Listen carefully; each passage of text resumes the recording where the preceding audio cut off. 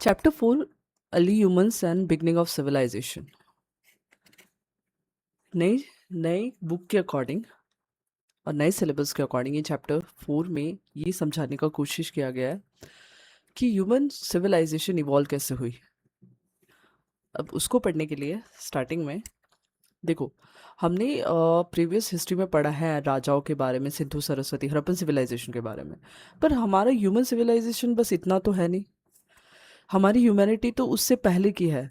और ये चैप्टर हमें एक्सप्लेन करता है कि हमारे जो अर्ली एंसेस्टर थे वो कौन थे, वो कैसे इवॉल्व हुए, क्या फूड वो खाते थे, कैसे रहते थे, और कैसे वो मॉडर्न ह्यूमन बने। अब जब राइटिंग इवॉल्व नहीं हुआ था तब यूजुअली हमने उस चीज़ को समझने के लिए आर्कियोलॉजिकल एविडेंस का यूज़ किया, जैसे ये पोर्ट्स, सील। ठीक है। Written language develop at different time in different part of world. हर एक जगह पे सेम टाइम पे रिटन लैंग्वेज डेवलप नहीं हुई थी, अलग जगह पे अलग अलग टाइम पे डेवलप हुई थी। और जैसे सबसे अर्लीस्ट रिटिंग सिस्टम हमारे साथ जो जुड़ी हुई है वो है सिंधु सरस्वती हड़प्पन सिविलाइजेशन। यहाँ पे इन लोगों ने पिक्चरोग्राफिक स्क्रिप्ट यूज़ की थी सील्स और पोट्री में। पिक्चरोग्राफिक ऐसे पिक्चर के फॉर्म में रिप्रेजेंट किया था। आज तक हड़प्पन स्क्रिप्ट को कोई समझ नहीं पाया है। ठीक है। और इसको सिंधु लिपि भी बोलते हैं, इसी स्क्रिप्ट को सिंधु लिपि भी कहते हैं।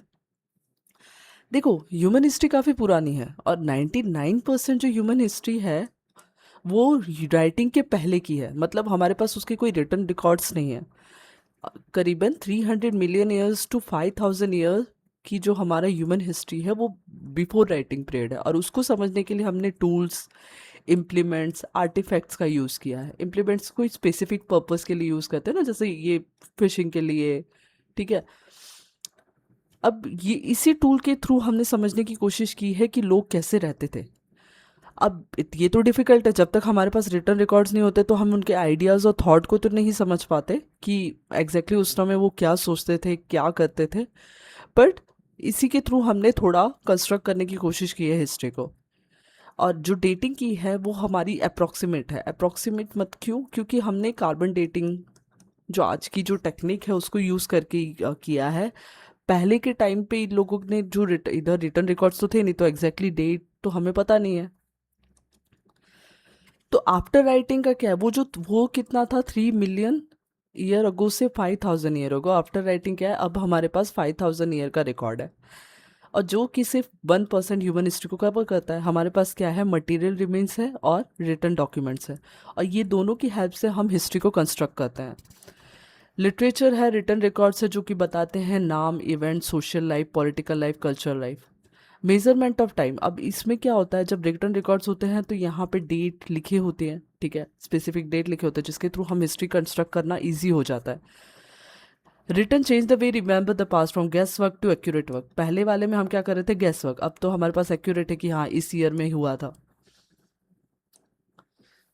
हमें ह्यूमन हिस्ट्री पढ़नी क्यों चाहिए, एक तो ये हमें बताएगा कि ह्यूमन बायोलॉजिकल और कल्चर इवोल्यूशन कैसे हुआ है, क्योंकि ये काफ़ी लंबा प्रोसेस था। ये एक्सप्लेन करेगा कि ह्यूमन अपने क्लाइमेट और एनवायरनमेंट के हिसाब से कैसे चेंज हुआ है। जैसे बायोलॉजिकल एवोल्यूशन हुआ है और कल्चर एवोल्यूशन। बायोलॉजिकल एवोल्यूशन में मतलब हमारा जो फिजिकल और जेनेटिकल चेंज आया है, हम जो ऐसे दिखते थे वो हम ऐसे दिख रहे हैं। ठीक है। हमारे जो अर्ली एंसेस्टर थे उसको हम बोलते हैं ऑस्ट्रेलोपिथेसिन। ये है हमारे अर्ली एंसेस्टर। ऑस्ट्रेलिस का मतलब होता है सदर्न, पिथेस्कस का मतलब होता है प्रिमेट्स। मॉडर्न ह्यूमन को हम होमोसेपियंस बोलते हैं। ये जो इवॉल्व हुए हैं उसको क्या बोलते हैं, होमोसेपियन। यही है मॉडर्न ह्यूमन। कल्चर इवोल्यूशन में बताते हैं कि हमारी जो ये ब्रेन डेवलपमेंट की वजह से हमने अपनी लाइफ को आसान करने के लिए क्या क्या किया है।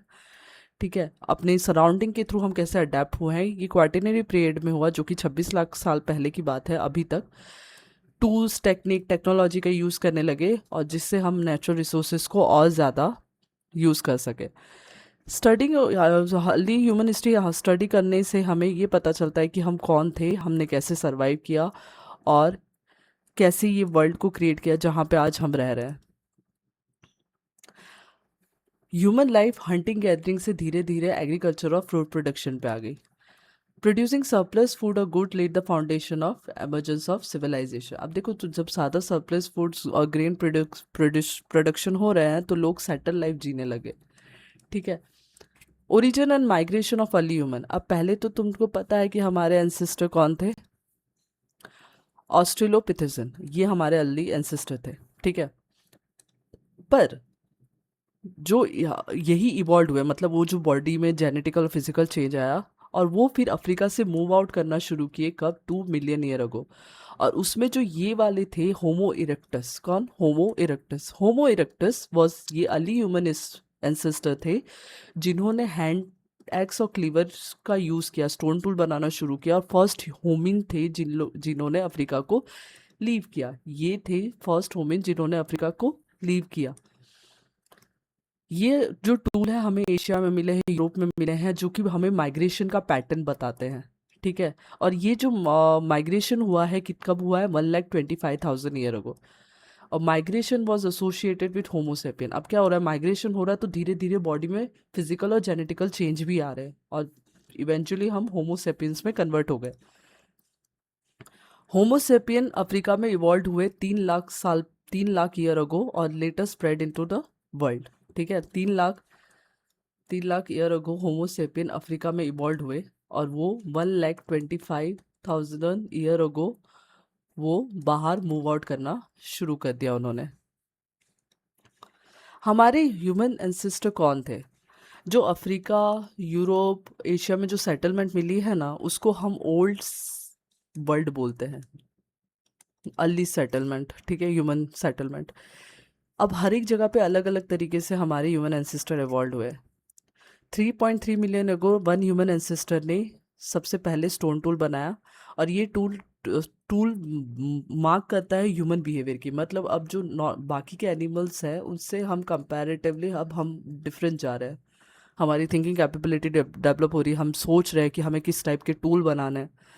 Humans are called hominins because they made and use tool. Humans, उन्हीं ह्यूमंस को हम होमिन्स कहने लगे क्योंकि वो लोग क्या कर रहे हैं? टूल बना रहे हैं। टूल क्या होता है? एक एक्स्ट्रा कॉर्पोरल होता है, एक्स्ट्रा कॉर्पोरल ग्लीम होता है कि वो तुम्हारी बॉडी का एक एक्सटेंशन होता है। तुम्हारे हाथ में टूल होगा तो तुम तो थोड़ी और दूर तक पहुंच पाओगे। Human made tool use them through them. देखो, वो बनाते थे टूल, उसको यूज करते थे, फिर उसको फेंक देते थे जब वो किसी काम का नहीं होता था, और फिर टाइम के साथ साथ वो जो डिस्कार्डेड टूल थे जिसको उन्होंने फेंक दिया वो अर्थ की लेयर में कहीं दब जाते थे। और यही जो दबे हुए चीज़ थे उसमें ह्यूमन की बॉडीज भी थी जो इवेंचुअली फॉसिल में कन्वर्ट हो जाती थी। तो यही टूल ऑफ फॉसिल एक इम्पॉर्टेंट सोर्स ऑफ एविडेंस बना जिससे हम ह्यूमन हिस्ट्री को पढ़ते हैं। आर्कियोलॉजिस्ट ने discovery show that homo habilis handyman lived in Africa, specially in Olduvai gorge in Tanzania and Kenya. यहाँ पे इनका जो फॉसिल है मिला है। Homo erectus invented hand axe and cleaver, were among the first human ancestor to migrate from Africa to Europe and Asia. ये जो होमो erectus थे ना, इन्होंने ही पहले इन्वेंट किया हैंड एक्स और क्लीवर का, और दूसरी जगह ये लोग माइग्रेट होना शुरू कर दिए। All the human ancestor made tool, homo sapien develop more complex technology. ये लोगों ने टूल तो बनाया, पर ये जो होमो सैपियन थे जो कि आज के मॉडर्न ह्यूमन हैं, वो इसी टूल को कॉम्प्लेक्स टेक्नोलॉजी में कन्वर्ट कर दिया। सिंपल टूल से हम एडवांस टेक्नोलॉजी पे आ चुके हैं। हमारे एंसेस्टर्स ने मिलियंस ऑफ ईयर लिया जो आज हम बन पाए हैं। अब हमने ना अर्ली ह्यूमन हिस्ट्री को डिवाइड किया है कौन से बेसिस पे? किस टाइप के टूल यूज़ करते थे, एग्रीकल्चर की बिगनिंग पे, उनके लाइफस्टाइल चेंज पे, सेटलमेंट पैटर्न पे। अब जो सबसे पहले है वो है पैलियोलिथिक, जिसको हम ओल्ड स्टोन एज भी बोलते हैं। ये अर्लीस्ट पीरियड था स्टोन एज का। पेलियो का मतलब होता है ओल्ड, लिथिक का मतलब होता है स्टोन। यहाँ पे जो लोग हैं वो हंटिंग और गैदरिंग के थ्रू रह रहे हैं और काफ़ी सिंपल सा टूल यूज़ कर रहे हैं, जैसे कि hand axe, cleaver, chopper, scraper. अब ये मीट को चॉप करने के लिए, ट्यूबर्स को डिग आउट करने के लिए, एनिमल स्किन को साफ करने के लिए, बोन को मैरो बनाने के लिए, फिर बाद में उसको यूज़ करते हैं एज अ टूल। अब जो इम्पोर्टेंट साइट मिली है इंडिया में वो है अतिरामपक्कम और इसामपुर, जो कि कर्नाटक और तमिलनाडु में है। यही पीरियड हेल्प हमें बताता है कि ह्यूमन कैसे इवॉल्व हुआ है, उसने टूल्स को कैसे डेवलप किया, उनकी लाइफस्टाइल में क्या चेंज आया है। मेसोलिथिक, मेसोलिथिक देखो, पैलियोलिथिक क्या है? ओल्ड एज, स्टोन एज भी कहा जाता है। उ- अब ये हंटिंग गैदरिंग से हम एग्रीकल्चर के बीच में आए, इधर का जो ये बीच का जो पोर्शन है ना, ये जो ट्रांसिशन पीरियड है, ट्रांसिशन पीरियड को क्या बोला गया है? मेसोलिथिक। मेसोलिथिक, यहाँ पे जो माइक्रोलिथ टूल यूज कर रहे हैं, माइक्रोलिथ मतलब छोटे स्मॉल टूल्स हैं। स्मॉल टूल होते हैं तो हंटिंग करना आसान होता है, जैसे स्क्रैपर, बोरर, पॉइंटेड टूल्स। और ये इनकी इनकी जो प्रोजेक्टाइल होती है वो काफ़ी शार्प होती है, शार्प होगी तो इवेंचुअली बेटर हंटिंग हो पाएगी, तो ये काफ़ी अच्छे से हंट कर पाएंगे। उसके बाद आता है नियोलिथिक, जिसको न्यू स्टोन एज बोलते हैं, एग्रीकल्चर। यहाँ पे लोगों ने एग्रीकल्चर करना शुरू कर दिया, सेटल विलेज। अब एग्रीकल्चर हो रहा है तो तुमको वहाँ रुकना पड़ेगा, सोइंग से लेके हार्वेस्टिंग तक तो तुम एक ही जगह रहोगे, तो सेटल लाइफ शुरू हो गई। एनिमल को डोमेस्टिकेट करने लगे, पॉलिश स्टोन टूल यूज़ करने लगे, क्योंकि एग्रीकल्चर में तो जो टूल्स होते हैं वो हंटिंग के टूल से डिफरेंट होते हैं। तो हंटिंग गैदरिंग से हम कहाँ आ गए? फार्मिंग और सेटल लाइफ में। तो फार्मिंग ऑफ क्रॉप, वीट और बार्ली ग्रो करते थे, domestication of animal like cattle, ship, got, permanent house और विलेज बनने लगे कि एक ही जगह तुम रहोगे। तो ये जो नियोलिथिक एज था वो काफ़ी बड़ा चेंज लाया कि हम एक फूड गैदरिंग सोसाइटी से फूड प्रोडक्शन सोसाइटी में आ गए, और वन प्लेस से अलग अलग प्लेस मूव करने के बजाय एक परमानेंट विलेज सेटलमेंट हमारा स्टार्ट हो गया। Chronological age after Neolithic, Neolithic के बाद क्या हुआ? नियोलिथिक के बाद कॉपर एंड स्टोन एज। यहाँ पे पीपल धीरे धीरे कॉपर को यूज़ करने लगे स्टोन टूल के साथ साथ। देखो अभी तक स्टोन टूल यूज़ कर रहे थे, ठीक है।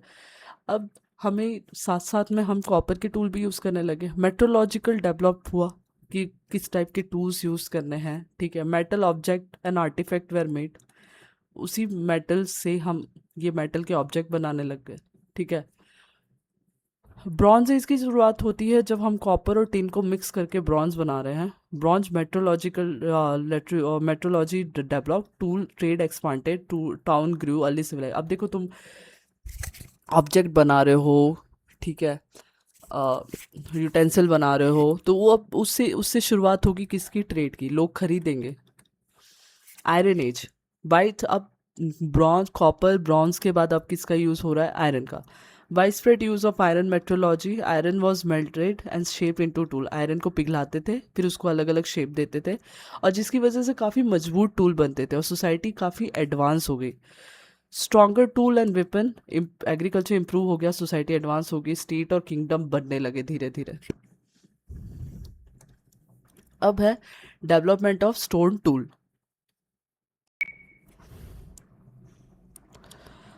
अर्ली स्टोन टूल्स जो डेवलपमेंट हुई, ठीक है, early stone tool, large cutting tool including, but पहले के जो टूल्स थे वो यूजुअली बिग थे, hand axe, clever, chopper, scraper, और ये कटिंग, डिगिंग, चॉपिंग के लिए ही यूज़ किए जाते थे, because hunting is the main livelihood. और किससे बनते थे? क्वार्टिजाइट और लाइमस्टोन से। Hard and undurable stone, easily available natural stone, आसानी से जो स्टोन और टूल्स स्टोन मिल जाते थे उनसे बनते थे। छोटे टूल्स बाद में डेवलप हुए, जैसे स्क्रैपर, ये स्किन को निकालने के लिए, वुड्स और अदर मटेरियल को स्क्रैच करने के लिए। Borers use for making hole in the woods, ये से गड्ढे करने के लिए। बोन्स और शेल में पॉइंट्स, ये हंटिंग के लिए यूज़ करते थे, और जिसकी वजह से हंटिंग काफ़ी आसान हो गई। एक लार्ज टूल से हम एक छोटे टूल की तरफ चले गए। ये दिखाता है कि ह्यूमन माइंड डेवलप हो रहा है। फिर धीरे धीरे ह्यूमंस ने बोज एंड एरो डेवलप किए, पैरेलल साइड ब्लेड डेवलप किए, पैरेलल साइड मतलब ये सेम साइड, ठीक है। Micro blade tools from glassy rock, अलग अलग टाइप के रॉक से माइक्रो ब्लेड, छोटे छोटे टूल यूज़ किए, वो काफ़ी शार्प होते थे, फ्रेशली मेड होते थे। People hunted small games animal, छोटे छोटे एनिमल्स को हंट करते थे, डेबल, फिर धीरे धीरे उसी को गेम्स में कन्वर्ट करने लगे, एक सिंबॉलिक कम्युनिकेशन में बनने लगा ये। फिर उस हिसाब से उन्होंने केव्स में वो चीज़ों को ड्रॉ करना शुरू किया।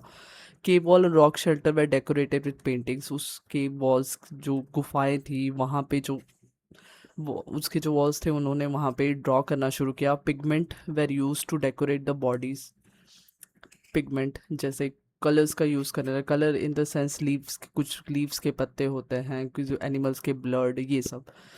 Beads were made from stone, bones और शेल, बीड्स, ये अलग अलग चीज़ें बनाना शुरू किया, और जो स्टोन, हड्डियाँ या शेल से बनी होती थी, ये दिखाता है कि ये अर्ली ह्यूमन में नॉट ओनली ये सिर्फ टूल मेकर तक सीमित नहीं थे, पर वो अपनी क्रिएटिव और थॉटफुल चीज़ों का यूज़ करते थे अपने आइडियाज़ और बिलीव को बताने के, वो क्या सोचते हैं उस समय वो ये पेंटिंग के थ्रू, ये बीट्स के थ्रू बताते थे। ये जो छोटे छोटे बीट्स हैं खेलने के लिए, नेकलेस बनाने के लिए, ठीक है, वो सब स्टोन बोन्स और शेल से बनते थे।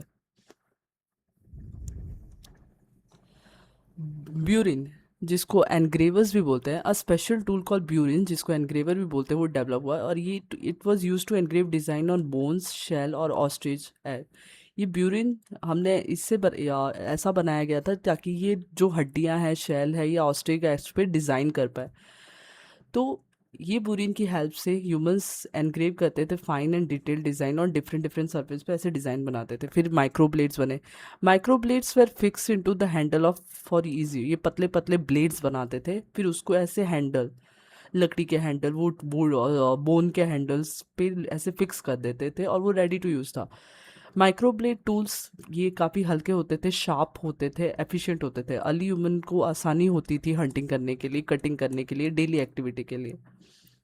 आजकल के जैसे नाइफ आता है ना प्लास्टिक का, एक हैंडल बना देते हैं आगे, एक स्टील की या आयरन का, एक ऐसे काफ़ी धार वाला पॉइंटेड हमारी जो नाइफ होती है, जिसकी वजह से वो हल्का भी होता है और एफिशिएंट भी होता है। मिजोलिथिक हंटिंग और गैदरर्स की बात करें तो 12,000 साल पहले अर्थ का क्लाइमेट गर्म होने लगा, फॉरेस्ट और ग्रासलैंड अपीयर होने लगे। धीरे धीरे उस एरिया में भी जहाँ पहले आइस शीट था, नई एनवायरनमेंट क्रिएट होने लगी। छोटे small animals, fish, edible wild grains, वो सब बनने लगे। This period show the first population explosion in human history, और इस सब वजह से ह्यूमन की जो आबादी थी वो भी बढ़ने लगी। माइक्रोलिथ वो वाला टाइम था जब ह्यूमन स्मॉल टूल यूज़ कर रहा था। Fishing main source of food बन गया, लोग फिश खाने लगे। पीपल कलेक्टेड बोथ मरी, फिश तो पहले से ही खाते थे पर एक मेन सोर्स बन गया, important source. People collected marine and fresh water food. Art and painting develop, उस समय आर्ट और पेंटिंग और डेवलप होने लगी। पीपल ऑफ्टन वो केव्स और रॉक शेल्टर में रहते थे, मिजोलिथिक के टाइम की बात है। भीमबेटका जो मध्य प्रदेश में, जो कि यूनेस्को वर्ल्ड हेरिटेज साइट भी है, वो फेमस है किस लिए? मिजोलिथिक रॉक पेंटिंग के लिए, और ये एविडेंस है अर्ली ह्यूमन ऑक्यूपेशन का। ये बताता है कि ह्यूमंस कैसे एक जगह पे रहने लगे, ठीक है। भीमबेटका जो मध्य प्रदेश में है, वहाँ पे ह्यूमन पेंटिंग्स मिली हैं जो कि वर्ल्ड हेरिटेज साइट भी है। मिजोलिथिक एक मार्क करता है important change in climate, resource, technology, art, lifestyle, laying the foundation of later development in human history, और यही बताता है कि बाद में ह्यूमन हिस्ट्री कैसे डेवलप हुई। न्यूलिथिक तो पता ही है, वो जो एग्रीकल्चर की शुरुआत हो चुकी थी, फूड प्रोडक्शन हो रहा था, तो हंटिंग गैदरिंग से हम क्या, फूड प्रोड्यूसिंग की तरफ चले गए। और फूड प्रोड्यूसिंग का टाइम मतलब Neolithic revolution. Human and animal and plant were domesticated and brought under human control. ये एनिमल और प्लांट अब ह्यूमन कंट्रोल में है, कि मतलब कौन से प्लांट ग्रो करने हैं, कौन से एनिमल को डोमेस्टिकेट करना है, वो ह्यूमन डिसाइड कर रहा है। नए ब्रीड, नए तरीके के एनिमल डेवलप हुए थ्रू कल्टीवेशन और एनिमल हस्बेंड्री। नए ब्रीड्स मतलब प्लांट, अलग अलग टाइप के प्लांट एनिमल्स डेवलप होना शुरू हुए। फार्मर्स टूल बनाते थे उस हिसाब से कि उनको फार्मिंग करनी है, फूड प्रोडक्शन करना है, फूड प्रोसेसिंग करनी है। फूड प्रोसेसिंग मतलब वो जो फूड में जो जो प्रोड्यूस किया है उसमें जो हम चेंज लाते हैं उसको प्रोसेसिंग कहते हैं। पीपल मेड अर्थनवेयर पोएट्री, अर्थनवेयर पोएट्री जैसे ये मिट्टी के बर्तन अलग अलग साइज और शेप के बनाने लगे। नेचुरल रिसोर्स यूज़ करने लगे, जैसे wood, stone, plant fibre, animal hides, और धीरे धीरे क्या हो गया, परमानेंट विलेज सेटल होने लगी। Neolithic revolution was turning point in human history, एक बड़ा मेजर चेंज था ह्यूमन हिस्ट्री में। एक settle life, food security, social development होने लगी सामाजिक स्तर पे, और इसने फाउंडेशन रखा एक सिविलाइजेशन का। इंडियन सब कॉन्टिनेंट में अगर नियोलिथिक की बात करें तो agriculture began at different time at different region of India. India में अलग अलग जगह पे अलग अलग टाइम पे एग्रीकल्चर डेवलपमेंट शुरू हुआ। मेघर, मेघर जो बोलन रिवर आज के पाकिस्तान में है, वो सबसे ओल्डेस्ट नियोलिथिक साइट है। मेघर 7,000 BCE, बिफोर क्रिश्चियन एरा के टाइम की बात है, और ये इंडियन सब कॉन्टिनेंट में अर्लीस्ट एग्रीकल्चर विलेज है, ठीक है। देखो मेघर 7,000 BC, Enter Chalcolithic age, foundation of civil Sindhu Saraswati और most part of Indian continent had Neolithic farming community. ये धीरे धीरे ये टाइम पीरियड दिया गया है। लाइफ मेघर में कैसा था? सन ड्राइड ब्रिक, जो मिट्टी के पत्थर सुखा के धूप में उससे उन्होंने घर बनाए थे, ग्रैनरी बनाई थी फूड स्टोर करने के लिए। डेड्स को ऐसे ग्रेव में बरीड करते थे, उनको दफनाते थे। ऑर्नामेंट्स बनाए जिसके लैपिस लजूली कार्नेल शेल, ये अलग अलग चीज़ों से इन्होंने ऑर्नामेंट्स बनाए, जैसे बैंगल्स हो गए, नेकलेस हो गया। बीट और बाली कल्टीवेट करते थे, शीप गोट जेम्बू। जेम्बू जो एक हम इंडियन कैटल है उसको डोमेस्टिकेट करते थे। Farmer made tool farming food production के लिए। अदर इंपॉर्टेंट एस्पेक्ट क्या था? अर्थनवेयर, नेचुरल रिसोर्स को तो यूज़ कर ही रहे हैं। फर्स्ट थे जो कि कॉपर ऑब्जेक्ट यूज़ कर रहे हैं, केव्स और रॉक शेल्टर में रह रहे थे। कैटल शीप गोट हर्डिंग, उनको चराना, उनका देखभाल करना। Cultivation of cereal millets and pulses, fish and collection of marine and fresh water food, paintings develop करना, ये सब काम था। The shift from hunting to farming gradually, ये जो न्यूलिथिक है ना वो बताता है कि हंटिंग से हम फार्मिंग की तरफ बढ़ चुके हैं। ये एक टाइम पे नहीं हुआ, सब जगह अलग अलग टाइम पे हुआ। The this village letter become the foundation of town and city. जो पहले विलेज में डेवलप हुआ, धीरे धीरे वो टाउन और सिटी में डेवलप होने लगे। सब एक देखो, ऐसा नहीं कि सब जगह सेम चीज़ें चल रही है। कहीं पे नियोलिथिक चल रहा है तो कहीं पे कैल्कोलिथिक भी चल रहा है। कैल्कोलिथिक मतलब कॉपर एज की शुरुआत कहीं पे हो चुकी है यूज़ करना। अब जैसे सिंधु सरस्वती सिविलाइजेशन है, सिंधु सरस्वती सिविलाइजेशन की बात करें तो उससे पहले जैसे नियोलिथिक में मेघर था 7000 बीसी में, ग्रेजुअली स्प्रेड होता है इंडस वैली और घग्गर सरस्वती बेसिन में। अराउंड 4000 बीसी सम सेटलमेंट मास्टर कॉपर एक्सट्रैक्शन, कुछ सेटलमेंट ने कॉपर को कैसे एक्सट्रैक्ट करना है वो समझ लिया था, और ये बन गया earliest chalcolithic settlement Indian subcontinent में। About 2600 BC the early stage of Sindhu Saraswati civilization develop हुआ। देखो, मेघर था वो 7000 बीसी था, और जो सिंधु सरस्वती सिविलाइजेशन है वो 2600 बीसी। तो 7000 में मेघर में न्योलिथिक इवॉल्व होता है, कॉपर एक्सट्रैक्शन वहाँ पे सेटलमेंट ने सीख लिया था, सिंधु सरस्वती तक वो सिविलाइजेशन फैलती है। फिर वहाँ पे अलग अलग रीजनल कल्चर, लोकल लेवल पे डेवलपमेंट शुरू होता है। अर्ली डेवलपमेंट कॉपर के टूल यूज़ कर रहे हैं, प्रॉस्पेरिटी इंक्रीज हो रही, सेटलमेंट बढ़ने की वजह से इनकम बढ़ रही है। लार्ज स्केल बड़ी बड़ी पोइट्रीज बनने, रीजनल पोइट्रीज बन रही, मतलब हड़प्पा की अलग, मोहनजोदारो की अलग, लोथल की अलग, ठीक है। प्री हड़प्पन फेज में, जैसे हड़प्पा सिविलाइजेशन शुरुआत होने से पहले, हड़प्पन सिविलाइजेशन शुरुआत होने से पहले क्या था? प्री हड़प्पन। और हड़प्पन सिविलाइजेशन ख़त्म होना मतलब पोस्ट हड़प्पन। तो ये जो प्री हड़प्पन था ना, प्री हड़प्पन फेज में बिराना कुनल बिगिन, ये 7000 और 5500 बीसी की बात है। कॉमन हड़प्पन फीचर में क्या था?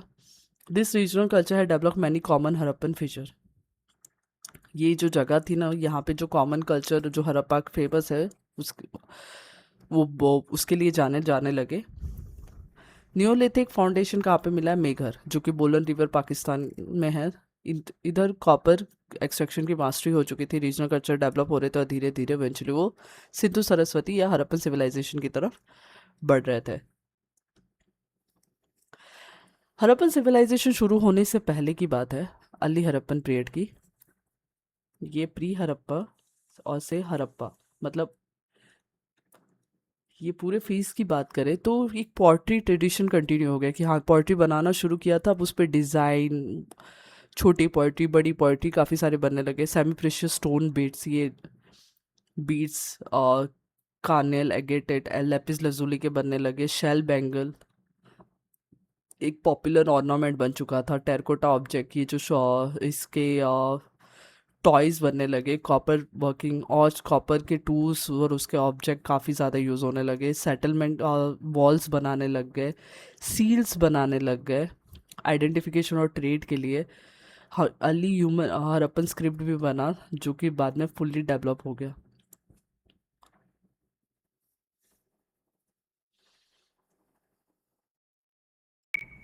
इसमें जो की फीचर था कि ये बताता है कि कैसे धीरे धीरे नियोलिथिक कम्युनिटी एक एडवांस हड़प्पन सिविलाइजेशन में डेवलप हो रही है। हड़प्पन सिर्फ एक फार्मर्स नहीं थे, वो स्किल्ड आर्टिशन थे। पोइट्री जो थी वो काफ़ी इंपॉर्टेंट क्राफ्ट था। डिफरेंट रीजन अलग अलग टाइप की पोइट्री, यूनिक डिज़ाइन वो सब बनाते थे। Copper work, shell work, semi precious stone work. अब देखो बीड मेकिंग, हड़प्पा जो पाकिस्तान में, कुनल जो हरियाणा में है, दत्राना जो गुजरात में है, वहाँ पे मिलेंगे। तो ये दिखाता है कि हम ह्यूमन में जो स्किल है, जो क्रिएटिविटी है, वो डेवलप हो रही है। आर्ट्स एंड ट्रेड में वो इकोनॉमिक ग्रोथ कर रहे हैं। Artisan craftsman play important role in the society, ये लोग बहुत इंपॉर्टेंट रोल सोसाइटी में प्ले कर रहे हैं। अब धीरे धीरे हम रूरल से अर्बन सिविलाइजेशन की तरफ जा रहे हैं। Graffiti on poetry and simple seal with animal were found in sites such as Harappa, Rahman Dheri, Kunal. ये क्या है? ग्रेफिटी डिज़ाइन जो हमने सील्स पे, पोर्ट्री पे मिली है। ये जो डिज़ाइन बनाई है ना, ग्रेफिटी है। और ये एनिमल मोटिव्स है, एनिमल्स के डिज़ाइन बनाए हैं। और ये हड़प्पन की स्क्रिप्ट ऑफ सिल के अर्ली फॉर्म्स थे। टेक्नोलॉजी प्रोग्रेस और economic integration prayer led to rise the urban civilisation. Technology देखो, पहले अर्बन फार्मिंग सेटलमेंट था, फिर एक प्लान टाउन और अर्बन सेटल डेवलपमेंट होने लगा कि हम बाउंड्री वॉल बनाएंगे, ट्रेड करेंगे, सील्स होगी, हमारी पोर्ट्री होगी। और यही फाउंडेशन रखता है किसका? अर्बन हड़प्पन सिविलाइजेशन का। ब्रॉन्ज एज में बात करें तो you have study the main feature of urban civilisation. Six में पढ़ा है कि वेल प्लेन्ड सिटी थी, कि वो प्रॉपर सिटीज़ बनाते थे, कंस्ट्रक्टेड ड्रेनेज फैसिलिटी थी, वाटर मैनेजमेंट, ड्रेनेज सिस्टम था। स्टैंडर्ड वेट एंड मेजर था। स्टैंडर्ड वेट एंड मेजर मतलब तुम कहीं पे भी उसको नापोगे, उसको वजन करोगे तो सब जगह सेम होगा। एक प्रॉपर डायमेंशन का वेट एंड मेजर बनाए थे। स्टोन बीड्स थे, इंस्क्राइब्स के सील, सील के अंदर जो लिखा होता है ना, डिज़ाइन बनाए थे उसको इंस्क्राइब्स के। स्क्रिप्ट, हड़प्पन ने जो लिखी हुई चीज़ें हैं वो स्क्रिप्ट है। तो रिवर के पास चार अर्ली सिविलाइजेशन बनी थी उसी सेम पीरियड पे। हड़प्पन सिविलाइजेशन जो सिंधु सरस्वती सिविलाइजेशन, सिंधु और सरस्वती रिवर के पास है। मेसोपोटेमियम सिविलाइजेशन जो यूफ्रेट्स और टिग्रिट्स रिवर जो वेस्ट एशिया है वहाँ पे है। ये देखा, मेसोपोटेमियम सिविलाइजेशन। ये हड़प्पन सिविलाइजेशन सिंधु और Saraswati. Chinese civilization Huang, northern China. Egyptian civilization ये नाइल रिवर के पास है।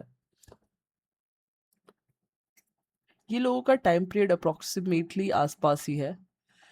Harappan, Sindhu Saraswati, plant city, grid pattern, undeciphered. इनकी जो स्क्रिप्ट है अभी तक हम समझ नहीं पाया। ड्रेनेज, वेट, सील, ट्रेड काफ़ी इंपॉर्टेंट फीचर था। ये Euphrates Tigris city states cuneiform, writing cuneiform है, ये हम समझ चुके हैं। लॉ, ट्रेड, जिगरेट्स, ये सब इनके इंपॉर्टेंट फीचर है। ये नाइल रिवर के पास है। प्लान सिटी है। हेरोग्राफिक इनकी राइटिंग का नाम है। Pyramid, art, irrigation, Huang, wall city. Oracle, bronze script, bronze tool, ritual vessel. देखो मेसोपोटेमियम है ना, मेसोपोटेमियम ये यूजुअली हड़प्पन सिविलाइजेशन के पास है। यहाँ तो तुमको पता है हिमालयन आ जाता है, काफ़ी एक्सट्रीम क्लाइमेट होता है। तो यू इट्स वेरी सुटेबल कि मेसोपोटेमियम के साथ हड़प्पा का जो ट्रेड है वो काफ़ी आसानी से हो सकता था, और हुआ भी है। तो इस वजह से यहाँ पे जो ट्रेड करना था वो काफ़ी आसान था बिटवीन मेसोपोटामिया और हड़प्पा। और ये there is a little evidence of direct contact between Harappan civilisation and Egyptian और सिविलाइज। इधर हड़प्पन सिविलाइजेशन का इनके साथ और इनके साथ डायरेक्ट कांटेक्ट के जो एविडेंस है वो क्या है? कम है। मेसोपोटामियम सिविलाइजेशन की बात करें तो ये अर्ली से बेस सिविलाइजेशन है मेसोपोटामियम। सी, मेसोपोटामियम मतलब अभी हम इस सिविलाइजेशन की बात करेंगे, Mesopotamian civilisation.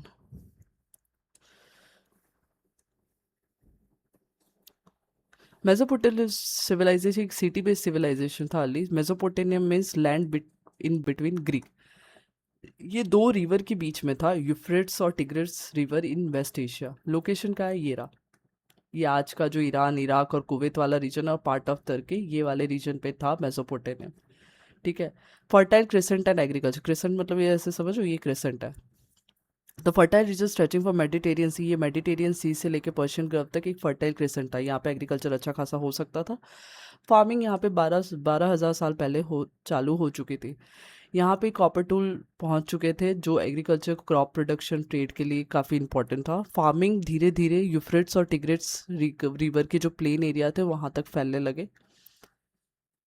Over the next 2000 year of many large city develop into city state with their own government. बड़ी बड़ी सिटी डेवलप होने लगी और उनकी खुद की गवर्नमेंट बनने लगी. चार मेजर मेसोपोटामियन सिविलाइजेशन है: Sumerian, Akkadians, Assyrians and Babylon.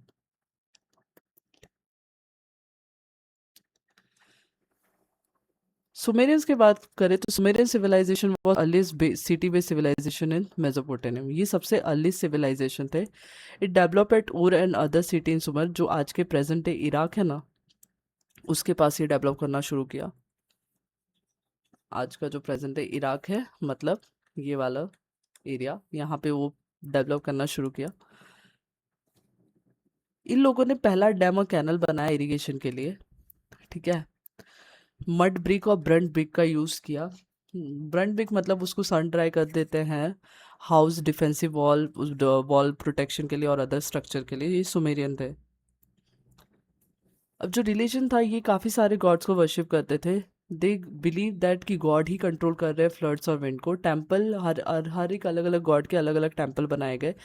Agriculture, trade, transport of good way controlled by temple authority. कितना एग्रीकल्चर होगा, क्या ट्रेड, ट्रांसपोर्ट, सब जो टेम्पल अथॉरिटी है, टेम्पल में जो काम कर रहे हैं वो कंट्रोल करते थे. और जो हाई प्रिस्ट और प्रिस्टेस थे, मतलब जो उनके जो टेम्पल के जो मैनेजिंग अथॉरिटी में जो टॉप पोजीशन पे थे, जैसा पंडित कहा जाता है, और उनकी जो वाइफ थी वही सिर्फ सेक्रेट टेम्पल में घुस सकते थे और कोई नहीं.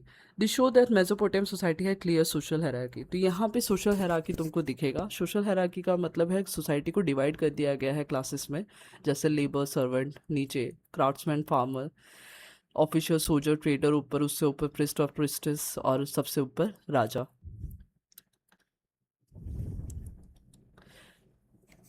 ये जो हर एक सिटी में बड़े बड़े टेम्पल थे उसको जिग्रुट्स बोलते थे, और उनके एक चीफ गॉड थे. सिटी और उस एक यहाँ टेम्पल बनता था और सिटी उसके आसपास ग्रो करना शुरू कर देती थी.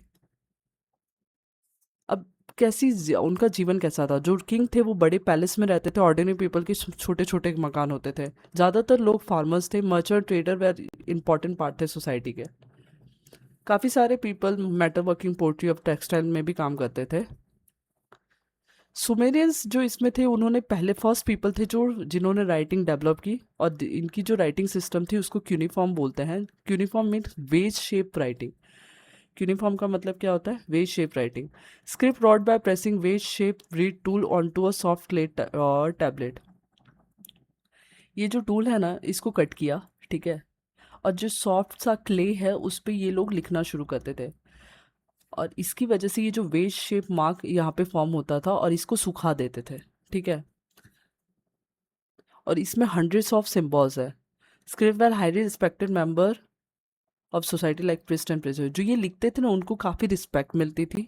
उनको प्रिस्ट और प्रिस्टेस की तरह ही कंसिडर किया जाता था. उनके उनके लेवल का रिस्पेक्ट मिलती थी.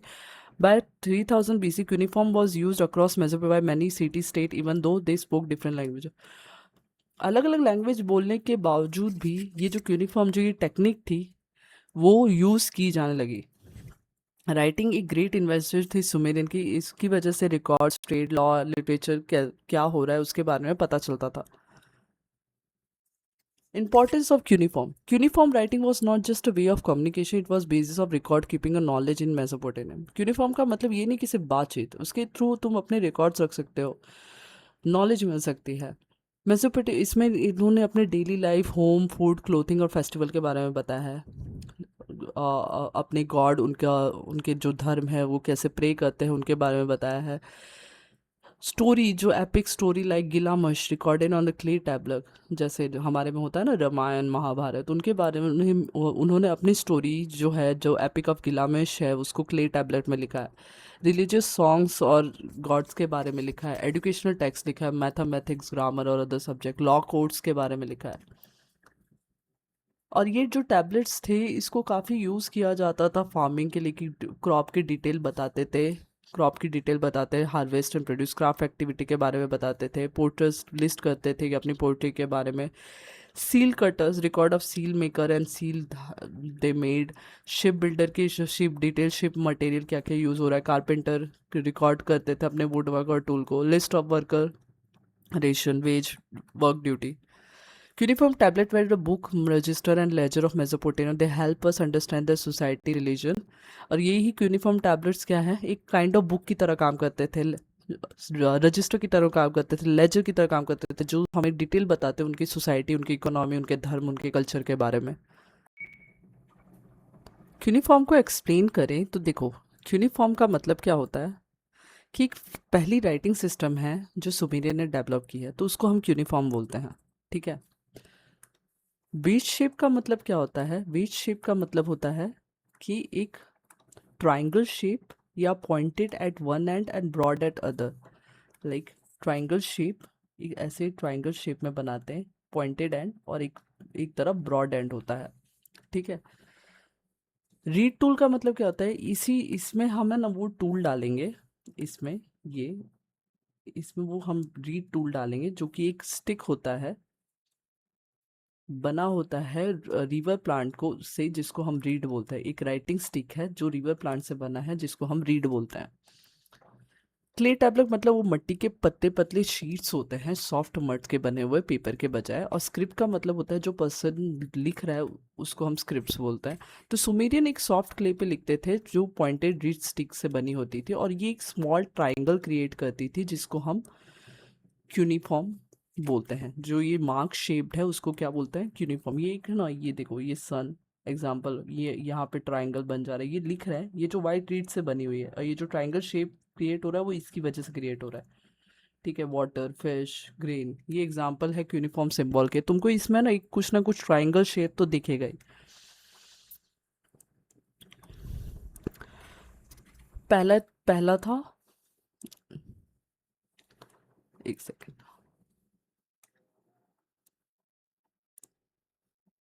सुमेरियंस। सुमेरियंस के बारे में पढ़ लिया, उनके रिलीजन के बारे में, उनके टूल्स के बारे में। अब कार्डियंस।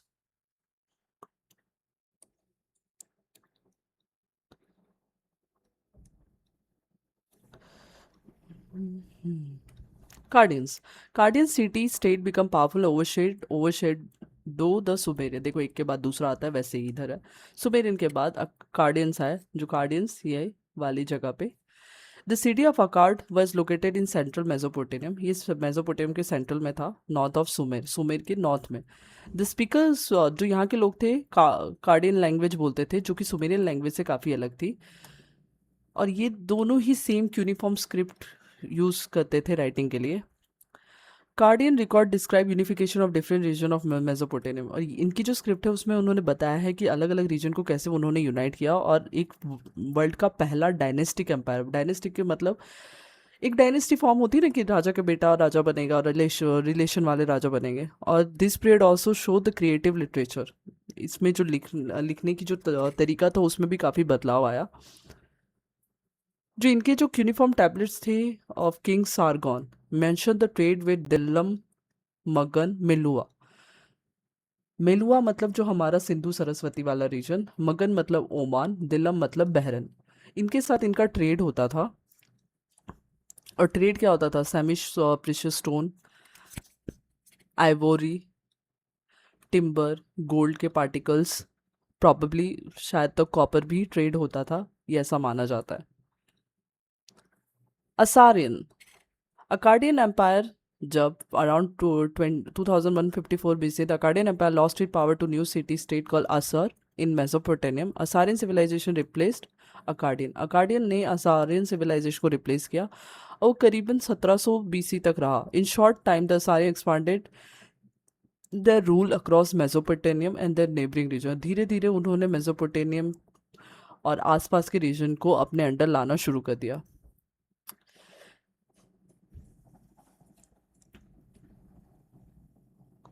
देखो, अकाडियन एम्पायर पावरफुल था। उसकी जो सिटी स्टेट इन नॉर्दर्न मेसोपोटामियम, धीरे धीरे उन्होंने पावर ग्रो किया और इनकी पावर बढ़ने लगी, और एक सिविलाइजेशन 1700 BC तक रहा। ठीक है। इनका जो रूल है मेसोपोटामियम और आसपास के रीजन पे भी बढ़ने लगा।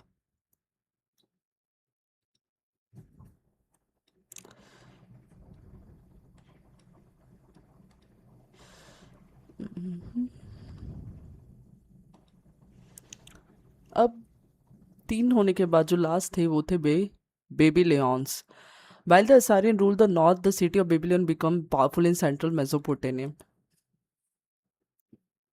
असारियन क्या थे, जो नॉर्थ और मेसोपोटामियम है ना, ये उस पे रूल कर रहे थे। बेबीलोन ने धीरे धीरे सेंट्रल मेसोपोटामियम में वो स्ट्रांग होते गए। Babylon become famous during the rule of हमुराबी।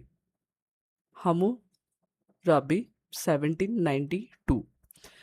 वो धीरे धीरे आसपास के रीजन को कॉन्क्रीट करने लगे और बेबीलोन को एक लार्ज एम्पायर में कन्वर्ट कर दिया। हिज ग्रेट उनकी जो सबसे बड़ी अचीवमेंट थी वो थी the code of Hammurabi, a collection of rules and law of civil and social life। इसमें उन्होंने क्या, जो लॉ को है ना कोडिफाई करने को कोशिश की कि रूल्स एंड लॉ कैसे हो, किस टाइप के होने चाहिए, सोसाइटी को कैसे फॉलो करना है, और ये लीगल सिस्टम का फाउंडेशन बन गया।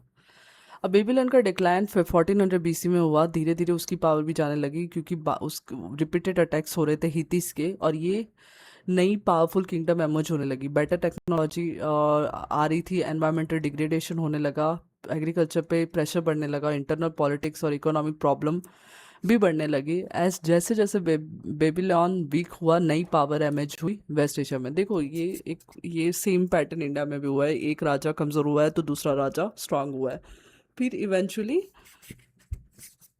सेम पैटर्न हमने यहाँ पे भी देखा।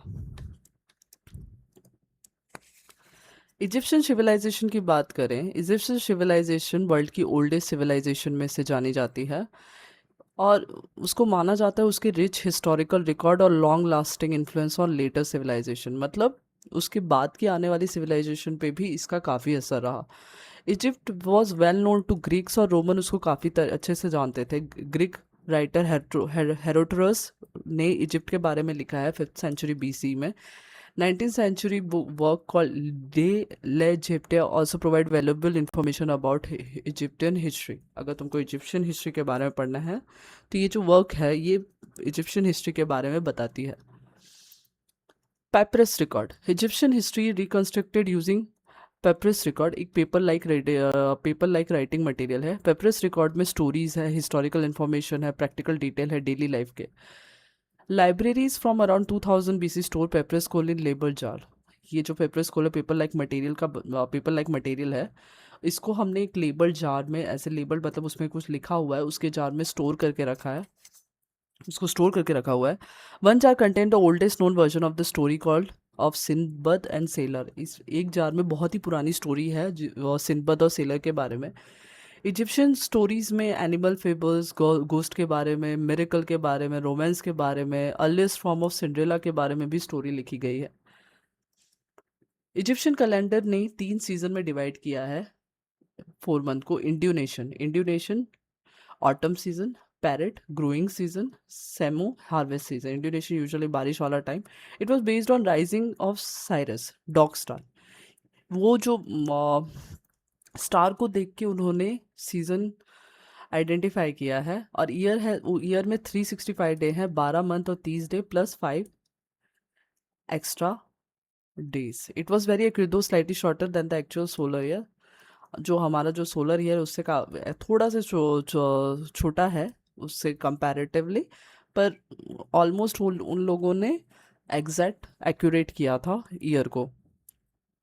12 मंथ मतलब 12 मंथ में 30 दिन को इंटू कर दो, और जो हमारा अभी नहीं 31 डे होता है, वो जो एक्स्ट्रा 5 डेज उसमें ऐड कर दिया। इजिप्शियन सिविलाइजेशन की ग्रोथ की बात करें तो around 3000 BC Egyptian develop many city state. Egypt develop many city state, अलग अलग सिटी डेवलप होने लगी। River Nile water land every year, जो पानी आता था वो रिवर नाइल से आता था। Annual flood left behind fertile mud called Kemet which was ideal for farming. देखो जब फ्लड आता है तो क्या सेडिमेंट डिपॉजिट होता है, तो जो सेडिमेंट डिपॉजिट होते हैं उसको बोलते हैं केमेट, फर्टाइल लैंड जहाँ पे एग्रीकल्चर पॉसिबल है। About 5000 year ago farmer dug canal and ditches. Canal ditches वो बनाने लगे, वो नाइल रिवर को दूसरी अपने फील्ड तक ले जाने लगे, वाटर को स्टोर करने लगे रिजर्वायर में। By observing time between Nile flood Egyptian develop their calendar. देखो उन्होंने ना फिर नाइल रिवर में कब फ्लड आता है उस हिसाब से उन्होंने अपना कैलेंडर डेवलप किया। उन्होंने डैम्स बनाए, कैनल बनाए, और इसकी वजह से हेल्प हुई ग्रोथ किसकी, लोकल गवर्नमेंट और एडमिनिस्ट्रेटिव क्लास की। अब देखो कुछ लोगों का काम होगा कि सिर्फ ये देखना है, रिकॉर्ड बनाना है, तो वो एक अलग एडमिनिस्ट्रेटिव डिवीजन बना, एक अलग नौकरियां बनी, ठीक है। Pharaohs and pyramid. Powerful ruler called pharaohs ruled Egypt. After death pharaohs were buried underground. ये पावरफुल रूलर थे इजिप्टियन। फिर उनको ज़मीन में, जब उनकी डेथ के बाद जब उनको ज़मीन में गाड़ दिया, a rectangular burial structure called mastaba was built over the submural chamber. अब उनको जब उनके ग्रेव के ऊपर क्या बनाया गया, एक मस्तबा, रेक्टेंगुलर स्ट्रक्चर मस्तबा, ठीक है। Later mastaba were built one over another form pyramid, और धीरे धीरे एक के ऊपर एक के ऊपर एक बनाते गए। और the step of pyramid is an import at Saqqara is an important example. ये ना धीरे धीरे क्या बनने लगा, स्टेप ही बनने लगा। Egyptian believe every person had a का स्पिरिचुअल डबल। स्पिरिचुअल मतलब उनकी एक आत्मा, ठीक है, उनके जैसा एक पर्सन होता है। They practice mummification to preserve the body after death. और उनको लगता है कि बॉडी को प्रिजर्व करना चाहिए, और उसी प्रैक्टिस को बोलते हैं ममिफिकेशन। इसीलिए इजिप्ट में जो ये ग्रे बॉडी होती है उसको मम्मीज भी बोलते हैं। डेली लाइफ, इजिप्शियन एंजॉय करते थे स्विमिंग, कैनोनिंग, ये बोट चलाना, बोर्ड गेम्स, म्यूज़िक, डांस करना। फेस्टिवल मनाए जाते थे, इंपॉर्टेंट पार्ट था इजिप्शियन कल्चर का। फेस्टिवल गॉड्स ऑफ फेरोरा जो रूलर थे उनके रिस्पेक्ट में किया जाता था। Statue of god were carried in procession with music player in on instrument like system. उनके अलग अलग टाइम ऑफ म्यूजिक्स थे। The Sed festival celebrated 30 year of pharaoh rule. एक फेस्टिवल सेलिब्रेट किया गया था जब फेरोरा के 30 साल हो चुके थे रूल करते हुए। This festival show people respect for their God and ruler. ये फेस्टिवल एक इस वजह से मनाया जाता था कि इससे वो दिखा सके कि वो अपने भगवान और अपने रूलर की कितनी रिस्पेक्ट करता है।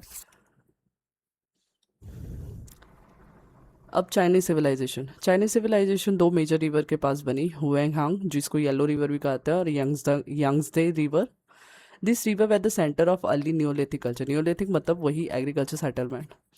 Around 2000 BC the use of copper and bronze metrological begin, मतलब वो कॉपर और ब्रॉन्ज के टूल्स बनाने लग गए। Copper and bronze to help many neolithic settlement at the bronze age. अब जब कॉपर यूज हो रहा है तो कॉपर और टीन को मिला के अब ब्रॉन्ज टूल भी बनेंगे, तो ब्रॉन्ज एज की शुरुआत भी हो गई। तो around 1600 BC urban centre develop, because अब तो हमारे पास अच्छे खासे टूल हैं, तो एग्रीकल्चर प्रोडक्शन बढ़ रहा है, अलग अलग टाइप के हम टूल बना रहे हैं, ग्रोथ हो रहा है क्राफ्ट्स का, प्रोडक्शन का। This development led to rise of first Chinese bronze age territorial empire. और इस वजह से Chinese bronze age territorial empire बना। चाइनीज डायनेस्टी की बात करें, Chinese history is divided into different dynasty. Chinese history को अलग अलग डायनेस्टी में डिवाइड किया। ब्रॉन्ज एज में जो दो इंपॉर्टेंट डायनेस्टी थी वो सांग डायनेस्टी थी और हाउस डायनेस्टी थी।